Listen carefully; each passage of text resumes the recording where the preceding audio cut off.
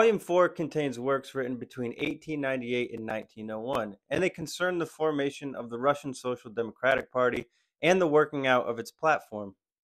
There are two major events to keep in mind.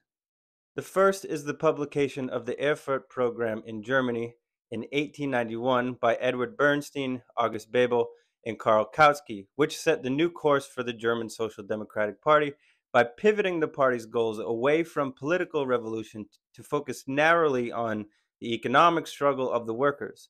Before his death, Engels criticized the program as non-Marxist, and Lenin at the time, determined to uphold international Marxist coalition, offered his own praise and criticism. The second thing to keep in mind is the publication of Iskra in 1900 as the Russian party's main political organ, with Lenin, Vera Zasulich, Pavel Axelrod, and Julius Martov as its editorial board. This issue contains a lot of reviews, and one that was particularly interesting is Lenin's review of Karl Kautsky's The Agrarian Question, which Lenin writes is the most important work in economic literature since the publication of Capital. Lenin probably loves the book so much because Kautsky is arguing almost exactly what Lenin wrote in his own book.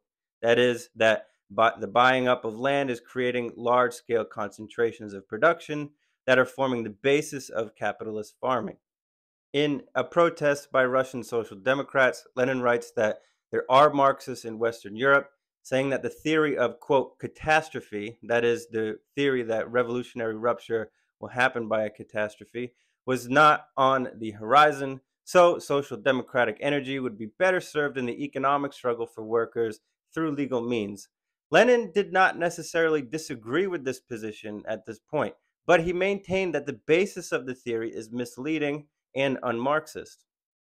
He states repeatedly that the economic struggle is inseparable from the political struggle, and that while people in Germany might see the value in focusing narrowly on workers' gains and rights, the unity between the political and the economic struggle is nowhere more inseparable than in Russia, where autocracy remains the most pressing system and oppressor of workers.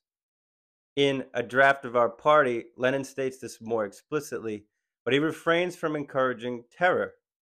In fact, this is the first major time Lenin discusses political terror as a tactic, saying that while it may be necessary at times, the time is not now.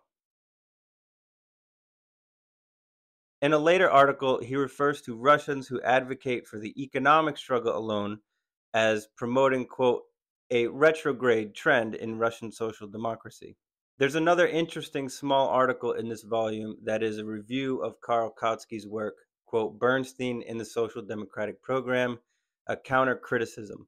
Lenin agrees with Kautsky's criticism, stating that the heart of Bernstein's anti-Marxism is a legless criticism that uses a number of straw men.